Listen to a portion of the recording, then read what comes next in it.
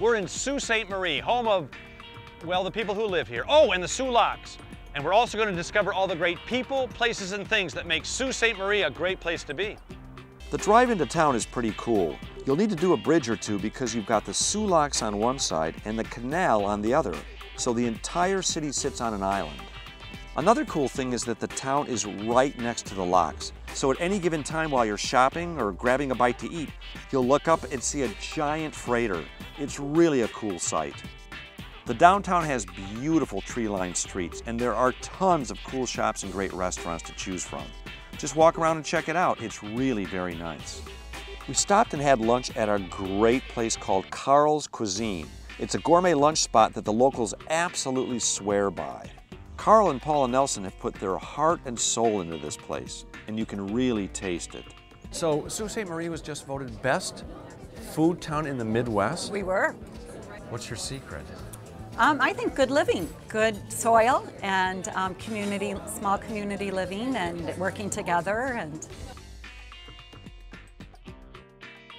we had a great time and some great food at Carl's, but now it's time to go explore town. If you're not sure what to do next time your computer crashes or your watch stops working, come here, I'll show you. It's called the Riverstone Gallery, and if you've ever heard the expression, one man's trash is another man's treasure, you'll totally get this place. Owner and artist Greg Steele showed me some of his very creative handiwork. This was part of an old radio dial from an old Zenith radio. The old radio dial, and I used it part of a German cuckoo clock on the bottom and some gears. And they fit together, so I thought, oh, that's perfect. Very creative. Another old radio dial from an old Zenith radio, pieces of copper, different things. My favorite thing, an old Brownie camera. The clock motor fit like it was married to it. It was just perfect, you know. That's good stuff. Well, we've been in Sault Ste. Marie long enough, it's time to go see the locks. Giant ships from all around the world come through these locks, and they're either raised or lowered 21 feet. If they're headed north into Lake Superior, they go up, and if they're headed south into Lake Huron, they go down. It was really a strange sensation. I had a conversation with a deckhand on board one of the giant freighters.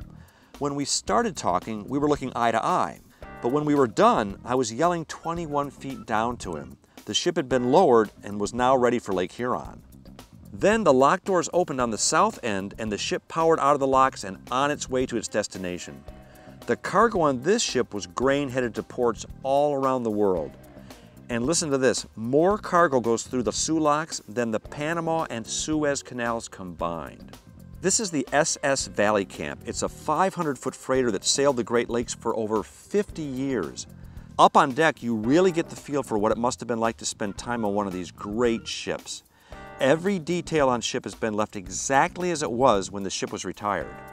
But below deck is a completely different story. The entire cargo bay of the ship has been turned into a fascinating maritime museum with some very cool exhibits.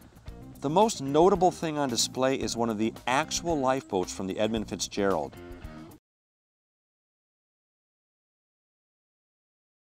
Back up on deck, I had a chance to spend some time with one of Sault Ste. Marie's biggest supporters, Linda Hoth. You've been hanging out with me all day, and I really appreciate that. And I noticed, just being around you, you totally love Sault Ste. Marie. You love this city. First of all, we're the oldest city in the Midwest. Really? Yeah, established in 1668. The river is the reason we're here. This beautiful river that's right behind us here, and it's a gorgeous city, you know, and the water means so much to the people here. Well, those historic churches have been around, you know, in the late 1800s, early 1900s were open, and they are built out of the sandstone that came out of the canal. Absolutely beautiful. When you get inside, the stained glass and some of the most beautiful oak pieces. I mean, you know, you won't find this in very many places. Before heading back into town, Linda took me by something called the Tower of History. It's a 210-foot observation tower that gives you a fantastic view of the entire Soo Locks and the whole area. I had a great time in Sault Ste. Marie. You should definitely check this city out.